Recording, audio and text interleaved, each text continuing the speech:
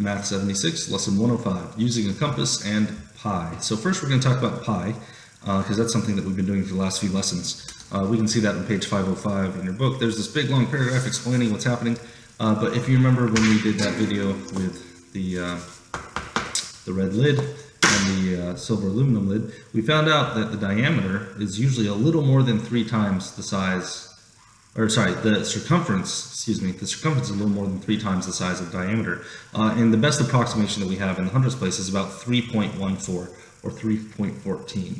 And pi is a really complex concept, so right now what we're just going to do is we're going to memorize the symbol for pi, the approximate value, and know that it's not an exact value, it's an approximation, and then we're going to learn how to use it to find parts of a circle.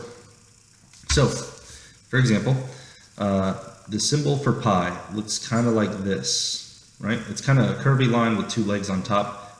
If you want to draw it fast, you can just kind of do that. But curvy line with 2 legs, it looks a little bit like that. Doesn't have to look too fancy, but people should be able to see what you're writing.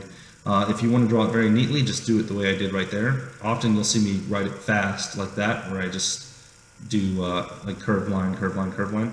But the most proper way is to do an upward arc that curves down like that, kind of like the accent symbol that you'd use in Spanish.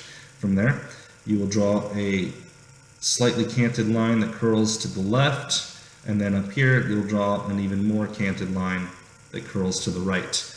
Okay, so that's more or less what pi should look like, but for quick notation you can just write something like that, curvy line with 2 legs, and we'll know that pi is. Now, what it equals approximately 3.14, right? And this lesson isn't meant for the logical understanding of this decimal number, why it's an approximation. Again, we're going to memorize the symbol, we're going to memorize the approximate decimal number, which is 3.14, and then we're going to learn how to use this number to solve circumference of a circle, okay? So, if you remember, the circumference of a circle is like the perimeter of a circle. So the way we're going to find the perimeter of the circle is we're going to use this formula. Circumference is equal to pi times the diameter, or pi d, right? So if I know the diameter of a circle and I multiply it by 3.14, I will find the circumference. Okay? Let's use this in an example problem. So let's say I've got an example circle right here. The radius will be 4 inches, right? And I need to find the circumference. Okay? Well, the first thing I need to do is I need to figure out the length of the diameter. Okay? If the radius is 4 inches, then I should know the diameter is 2 times the radius. So I'll do 4 times 2. That gives me 8 inches. That equals the diameter. And now I'm just going to solve this equation, but I'm going to replace the numbers with their decimal and whole number equivalents. So instead of writing pi, I'm going to put 3.14. And then instead of d, I'm going to put 8. And then I know these numbers should multiply. So I can't multiply them in my head, so I'll multiply them like this. I'll erase that one. 8 times 4 gives me 32. 8 times 1 is 8, plus 3, gives me 11, carry the 1. 8 times 3 is 24, plus 1 is 25. Now I add my 2 decimals, and I get 25.12 inches. And 25.12 inches is the circumference, or the distance, all the way around this circle. Okay, so that's what pi is. That's how we use it to find circumference. Now let's talk about how to use a compass and how to draw a circle. So here I have a Stabler compass. You probably don't have this one. People rarely buy this one. But just know when you get into algebra, or well, sorry, not so much algebra. When you get to geometry, especially a high school geometry course, you're going to want a bit of a fancier compass like this one. This one's a little bit fancier in that, you know, I can refill the lead in it. It has a pretty nice sharp point that I can replace with different points. It's got these canting legs. You know, I can change the angle on the leg depending on, you know, what angle I hold it at, whatever's most comfortable for me. And then I can also do that with the sharp point as well. You know, I like to keep them straight. And the main part of this compass is this adjustment wheel, right? I use the wheel to adjust the length, and it doesn't move once I've adjusted it. Okay, so if you buy a compass like this, it's very important to use the wheel to adjust it, so that way it can hold its spot. You don't ever want to pull a compass like this and open it like that. because then you'll start destroying the bearing, not the bearings, but you'll destroy the points of contact that maintain the friction to stop it from flowing freely. And that's very important when you're drawing a circle, because when you're drawing a circle, you want to make sure the distance between your sharp end and your pencil end stay the same all the time. All right. And let's talk a little bit more about that distance. So I'll draw an example circle real quick.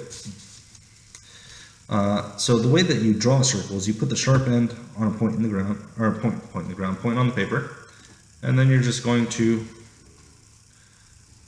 whoops, I lost my sharp end. All right. And then we just rotate it all the way around. Ooh. Maybe I should.